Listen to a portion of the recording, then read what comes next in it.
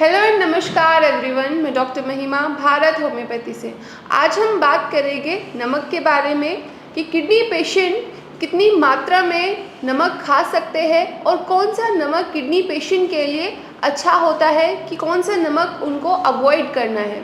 तो बात करते हैं कि किडनी पेशेंट को हम क्यों मना करते हैं कि उन्हें कम नमक खाना है और नमक का क्या रोल होता है एक किडनी पेशेंट की बॉडी पर, क्या ऐसे वेरिएशन, क्या ऐसे चेंजेस उनमें नोटिस होते हैं।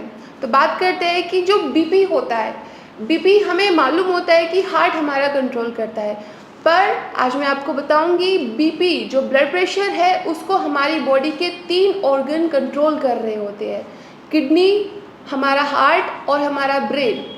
अब बात करेंगे कि किडनी ब्लड प्रेशर को कैसे कंट्रोल करती है।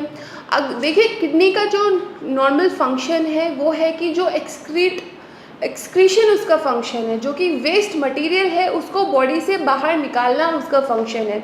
अब अगर किसी की किडनी नॉर्मल फंक्शन नहीं कर रही है तो वो अपना काम अच्छे से नहीं कर पाएगी और नेफ्रॉन्स में अगर डैमेज हुआ है तो ब्लड प्रेशर इंक्रीज़ होने लगेगा।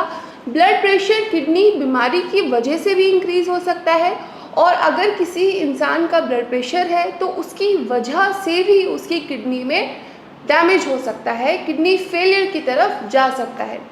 तो नमक और ब्लड प्रेशर का रिलेशन होता है। जैसे ही अगर कोई इंसान ज़्यादा क्वांटिटी में सॉल्ट का इंटेक करता है तो उसका ब्लड प्रेशर बढ़ने लगता है। ये बहुत ही प्रैक्टिकल बात है। कोई भी इंसान ज़्यादा नमक, अगर किसी का ब्लड प्रेशर की उसको दिक्कत है, अगर वो ज़्यादा क्वांटिटी में नमक का इंटेक करेंगे, ब्लड प्रेशर का फ्लक्चुएशन उनको फील होगा। तो आपको अपनी जो डाइट है उसमें सॉल्ट का रेगुलेट करना है।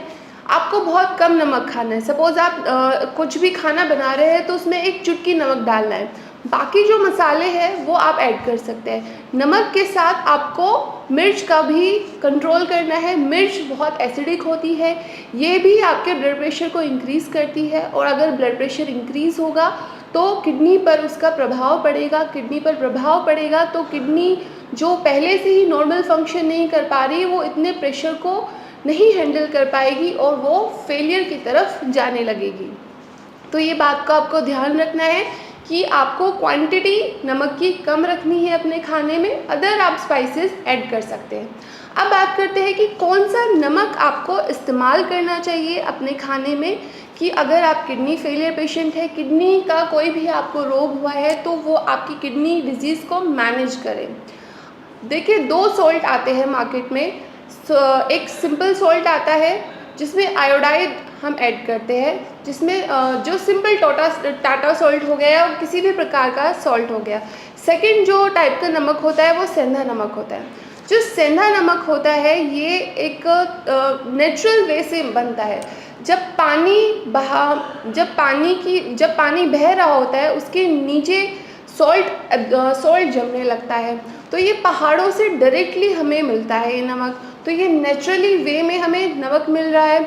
जो हम पैक्ड नमक खाते हैं, जो कि टाटा सॉल्ट हो गया, अदर सॉल्ट्स हो गए जिसमें सोडियम क्लोराइड होता है और आयोडीन को भी ऐड किया जाता है, ये मैन्युफैक्चर होता है, ये फैक्ट्रीज़ में मैन्युफैक्चर होता है, जिसकी वजह से इसमें सोडियम की जो क्वांटिटी है वो ज़्यादा होती है। ये आपके ब्लड प्रेशर को इंक्रीज़ करती है। जब सोडियम ब्लड में ज़्यादा होगा, जब सोडियम बॉडी में ज़्यादा होगा तो ब्लड प्रेशर इंक्रीज़ होने लगता है और किडनी फेलियर के पेशेंट में ये अच्छा नहीं होता है। वहीं दूसरा नमक सेंधा नमक का जो सेंधा नमक का जो कंटेंट होता है सोडियम और पोटेशियम होता है। सोडियम ब्लड प्रेशर को इंक्रीज़ करता है, पोटेशियम ब्लड प्रेशर को डिक्रीज़ करता है। इस तरह से सोडियम और पोटेशियम सेंधा नमक में ब्लड प्रेशर को मैनेज कर लेते हैं। पर एक बात ध्यान रखनी है, जो किडनी से सफ़र कर रहे हैं वो पेशेंट, अगर उनका पोटेशियम लेवल भी बढ़ता है तो ये भी उनके लिए हानिकारक होता है। तो अगर वो सेंधा नमक यूज़ कर रहे हैं तो अपने पोटेशियम का लेवल वो चेक करते रहे, जिससे कि उनको मालूम होता रहेगा कि अगर सेंधा नमक यूज़ करने के बाद उनकी बॉडी में कुछ वेरिएशन तो नहीं आ रहे हैं। तो किडनी पेशेंट क्या कर सकते हैं, उनके लिए सजेशन है। सपोज़ आपका ब्लड प्रेशर बहुत बढ़ रहा है तो आप सेंधा नमक यूज़ कीजिए।